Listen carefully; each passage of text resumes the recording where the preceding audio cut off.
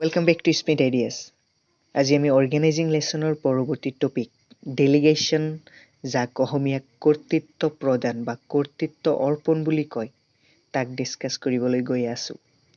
কৰ্তৃত্ব প্ৰদান বা ডেলিগেশ্যনৰ লগত জড়িত দুটা প্ৰশ্ন এক্সামত অহা দেখা যায়। এক নম্বৰ যে ডেলিগেশ্যন বা কৰ্তৃত্ব প্ৰদান মানে কি আৰু কৰ্তৃত্ব প্ৰদানৰ উপাদান তিনিটা কি কি। লগতে দ্বিতীয় প্ৰশ্ন হ'ল যে ডেলিগেশ্যন বা কৰ্তৃত্ব প্ৰদানৰ প্ৰয়োজনীয়তাসমূহ কি কি। গতিকে দুয়োটা টপিক এই ভিডিঅ'টোত কভাৰ কৰিম আৰু দুয়োটা প্ৰশ্নই ইম্পৰ্টেণ্ট হয়। গতিকে প্ৰথম ডেলিগেশ্যন বা কৰ্তৃত্ব প্ৰদান মানে কি। চোৱা, এজন পৰিচালকৰ যিখিনি কাম বা দায়িত্ব থাকে তেওঁ অকলেই সেই গোটেইখিনি কাম কৰিব পাৰিবনে? কেতিয়াও অকলে কৰিব নোৱাৰে।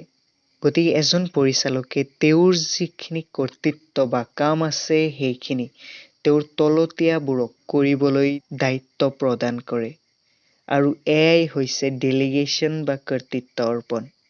গতিকে আমি কি পালো যে এজন জ্যেষ্ঠই তেওঁৰ কৰ্তৃত্বসমূহ কোনো অধীনস্থক প্ৰদান কৰাটোই হৈছে কৰ্তৃত্ব অৰ্পণ বা ডেলিগেশ্যন। ডেলিগেশ্যন কাক বোলে? সংগঠনৰ কাম কাজসমূহ ভালদৰে চলাই লৈ যাবলৈ জ্যেষ্ঠ বা ছিনিয়ৰ এজনে তেওঁৰ ছাবঅৰ্ডিনেট বা তলতীয়াজনলৈ কৰ্তৃত্বৰ নিম্নমুখী হস্তান্তৰ কৰাকে কৰ্তৃত্ব অৰ্পণ বুলি কোৱা হয়। চোৱা, এটা নিৰ্দিষ্ট সীমাৰ ভিতৰত এজন জ্যেষ্ঠ ব্যক্তি তেওঁৰ কামখিনি কৰিবলৈ তলতীয়াসকলক দিয়া ক্ষমতাকে আমি কৰ্তৃত্ব প্ৰদান বুলি ক'ব পাৰি। এটা উদাহৰণৰ দ্বাৰা তোমালোকক বুজাব খুজিছো। তোমালোকে যি স্কুলত পঢ়ি আছা গোটেই স্কুলটো পৰিচালনা কৰাৰ দায়িত্ব হ'ল প্ৰিন্সিপাল ছাৰৰ। এতিয়া প্ৰিন্সিপাল ছাৰ অকলে গোটেই কলেজখন চলাব পাৰিবনে? যে কেতিয়াও নোৱাৰে। ফলত প্ৰিন্সিপাল ছাৰে তেওঁৰ কামসমূহৰ কিছুমান কাম কৰিবলৈ অইন ব্যক্তি বা অইন টিচাৰক অধিকাৰ দি দিয়ে। গতিকে যিদৰে প্ৰিন্সিপাল ছাৰে তেওঁৰ কামসমূহ কৰিবলৈ পাৱাৰখিনি অইন এজনক দি দিলে এয়াই হৈছে কৰ্তৃত্ব প্ৰদান। সহজ কথাত যে সংগঠনৰ কাম কাজ ভালদৰে চলাই লৈ যাবলৈ জ্যেষ্ঠজনে অধীনস্থক কৰ্তৃত্বৰ স্থানান্তৰ কৰাকে কৰ্তৃত্ব প্ৰদান বুলি কোৱা হয়। এতিয়া চোৱা, ডেলিগেশ্যনৰ যোগেদি যদিও তোমাৰ কৰিবলগীয়া কামখিনি তোমাৰ অধীনস্থক প্ৰদান কৰিলা, তথাপিও কিন্তু সেই কামটোৰ কাৰণে তুমি একাউণ্টেবল বা জবাবদিহি হবাই। যদি আমি ডেলিগেশ্যনক চাওঁ তেতিয়াহ'লে ইয়াত তিনিটা উপাদান দেখিবলৈ পোৱা যায়। উদাহৰণস্বৰূপে তোমাৰ হাতত যদি কৰ্তৃত্ব বা ক্ষমতা থাকে তেতিয়াহে তুমি আনক দিব পাৰিবা। আৰু যদি আনে এই ক্ষমতাখিনি বা কৰ্তৃত্বখিনি লয় তেতিয়াহ'লে তেওঁৰ এটা দায়িত্ব আহি যাব আৰু এই দায়িত্বটো পালন কৰাৰ কাৰণে তোমাৰ তাত তেওঁ জবাবদিহি হ'ব লাগিব। গতিকে ডেলিগেশ্যন বা কৰ্তৃত্ব অৰ্পণত তিনিটা উপাদান দেখিবলৈ পোৱা যায়। প্ৰথমতে অথৰিটি বা কৰ্তৃত্ব, দ্বিতীয়তে হ'ল ৰেছপন্সিবিলিটি বা দায়িত্ব আৰু তৃতীয়তে একাউণ্টেবিলিটি বা জবাবদিহিতা। প্ৰথম, কৰ্তৃত্ব বা অথৰিটি কাক বোলে? এতিয়া চোৱা, কৰ্তৃত্ব হৈছে এজন ব্যক্তিৰ অধিকাৰ বা ক্ষমতা যাৰ ফলত তেওঁ আনক আদেশ দিব পাৰে আৰু আনৰ হতুৱাই কাম কৰাই ল'ব পাৰে। উদাহৰণস্বৰূপে তুমি এজন প্ৰডাকশ্যন মেনেজাৰ আৰু এই প্ৰডাকশ্যন মেনেজাৰ হিচাপে তুমি অইন ছুপাৰভাইজাৰবোৰক তুমি আদেশ দিব পাৰিবা আৰু সিহঁতৰ হতুৱাই কাম কৰাই ল'ব পাৰিবা। গতিকে এইটো হ'ল তোমাৰ অথৰিটি বা তোমাৰ হাতত থকা সহজ কথাত অধিকাৰ বা ক্ষমতা। গতিকে কৰ্তৃত্ব মানে কি? তলতীয়াসকলক আদেশ দিব পৰা আৰু সিহঁতৰ হতুৱাই কাম কৰাই লোৱাৰ ক্ষমতা বা অধিকাৰ।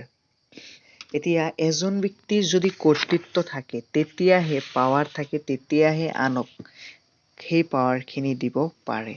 আৰু এই কৰ্তৃত্বটো সদায় ওপৰৰ পৰা তললৈ প্ৰবাহিত হয়, ই নিম্নমুখী।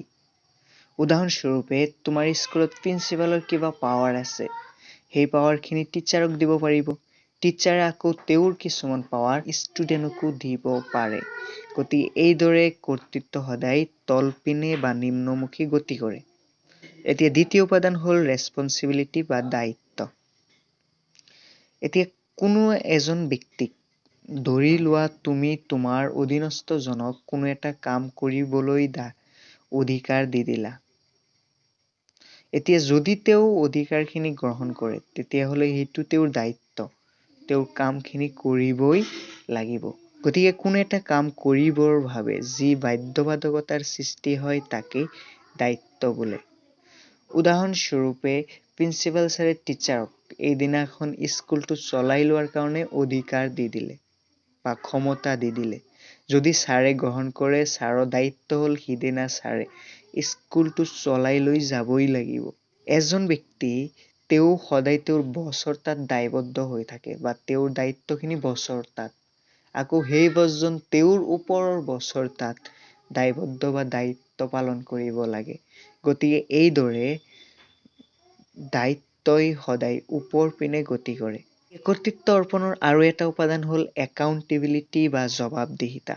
এতিয়া জবাবদিহিতা মানে যিখিনি কাম কৰিব দিছিল, এই আৰোপ কৰা কামৰ ফলাফল কি হ'ল তাৰ বিষয়ে উত্তৰ দিব লগা হোৱা, যে আৰোপিত কাৰ্যৰ চূড়ান্ত ফলাফলৰ বাবে উত্তৰদিহি হোৱাকেই জবাবদিহিতা বুলি কয়।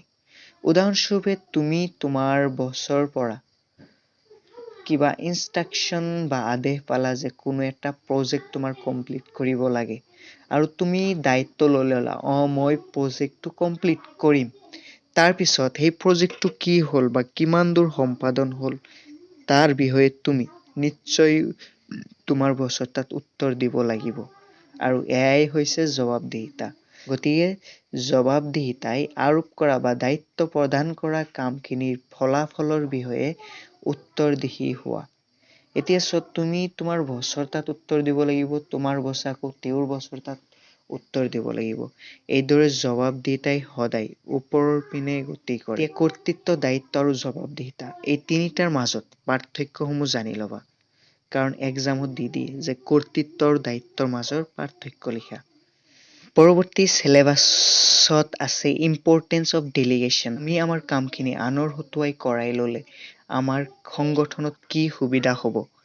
1 নম্বৰ, ইফেক্টিভ মেনেজমেণ্ট বা ফলপ্ৰসূ পৰিচালনা। চোৱা, কৰ্তৃত্ব অৰ্পণৰ ফলত এজন পৰিচালকে যেতিয়া অন্যক কৰ্তৃত্ব অৰ্পণ কৰে তেতিয়া পৰিচালকজনৰ বোজা কমি যায় আৰু ইম্পৰ্টেণ্ট বা দৰকাৰী ক্ষেত্ৰ বিষয়বোৰত আৰু পৰিচালনা কাৰ্যত ভালদৰে মনোযোগ দিব পাৰে।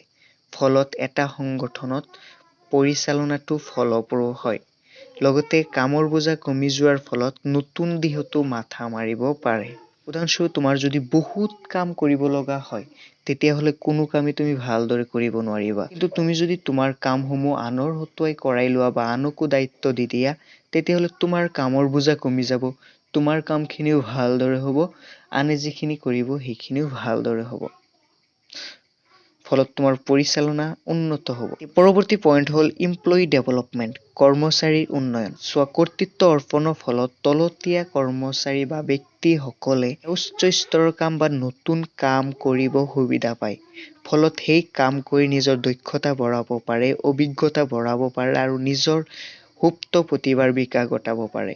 ফলত সংগঠনৰ নিম্ন স্তৰৰ কৰ্মচাৰীসকলৰ উন্নয়ন সাধন হয়। উদাহৰণস্বৰূপে তোমাক যেতিয়া তোমাৰ বছে নতুন কোনো বছৰ কাম দিব, তুমি নতুন কাম এটা লাভ কৰিলা নে নাই, আৰু সেই বছৰ কামটো যেতিয়া তুমি কৰিবা তোমাৰ নতুন দিশত জ্ঞান বাঢ়িল, অভিজ্ঞতা বাঢ়িল, যিয়ে ভৱিষ্যতে তোমাক সেই তোমাৰ বছৰ স্তৰৰ পৰিচালক হোৱাত সহায় কৰিব। পৰৱৰ্তী পইণ্ট হ'ল মটিভেশ্যন অফ এমপ্লয়িজ, কৰ্মচাৰীক প্ৰণোদিতকৰণ বা উৎসাহ প্ৰদান। এতিয়া চোৱা, তোমাৰ বছে যেতিয়া তোমাক তোমাৰ বছৰ স্তৰৰ কোনো কাম দিব তেতিয়া তুমি চাইকলজিকেলি বা মানসিকভাৱে সন্তুষ্টি লাভ কৰিবানে নাই যে বছে আন কাৰো কামটো দিয়া নাই, তোমাক দিছে।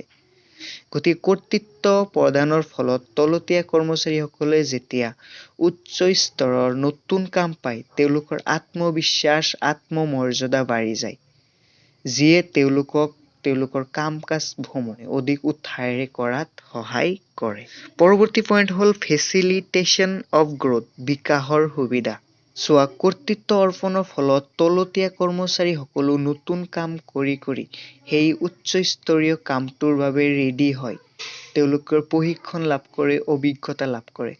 ফলত নতুন দিশত ব্যৱসায়টোৰ নতুন ব্ৰাঞ্চ খুলি বা নতুন প্ৰজেক্ট লৈ সেই ব্যক্তিসকলক দায়িত্ব দিব পৰা যায় আৰু সংগঠনৰ বিকাশ সাধন হয়।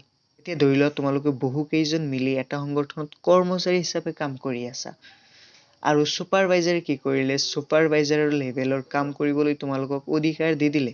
তোমালোকে সেই কামটো কৰি ট্ৰেইনিং লাভ কৰিলা, নিজৰ অভিজ্ঞতা হ'ল।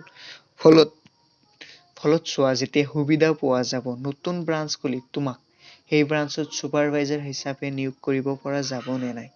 নিশ্চয় যাব। চোৱা, তোমালোকে ৰেডি হৈ থকাৰ কাৰণে সংগঠনৰ নতুন ব্ৰাঞ্চ খুলি তোমালোকক নিয়োগ কৰিব পাৰিলে। ফলত সংগঠনৰ বিকাশ সাধন হ'ল। পৰৱৰ্তী পইণ্ট হ'ল বেটাৰ কোঅৰ্ডিনেশ্যন বা উন্নত সমন্বয়। কৰ্তৃত্ব অৰ্পণৰ ফলত প্ৰত্যেকজন ব্যক্তিয়ে নিৰ্দিষ্ট কাম পায়। তেওঁলোকৰ কৰ্তৃত্ব কিমান, তেওঁলোকৰ দায়িত্ব কি, কাৰ তাত জবাবদিহি হ'ব, এইবোৰ স্পষ্ট হৈ পৰে। ফলত সংগঠনত বিভিন্ন ব্যক্তিৰ কাম কাজ পৰি নাথাকে, কাম কাজৰ মাজত ওপৰা-ওপৰি নহয়, ব্যক্তিসমূহৰ মাজত ভেমেজালি নালাগে। ফলত এটা সংগঠনত কৰ্তৃত্ব অৰ্পণ কৰিলে বিভিন্ন ব্যক্তি, বিভিন্ন বিভাগৰ মাজত উপযুক্ত সমন্বয় সাধন হয়। এই আগৰ লেচনৰ ভিডিঅ'সমূহ তোমালোকে প্লেলিষ্টত পাই যাবা। যদি চোৱা নাই চাব পাৰা। যদি কিবা তোমালোকৰ প্ৰশ্ন আছে কমেণ্টছত উল্লেখ কৰিব পাৰা। পৰৱৰ্তী ভিডিঅ'ত পুনৰ লগ পাম। ধন্যবাদ।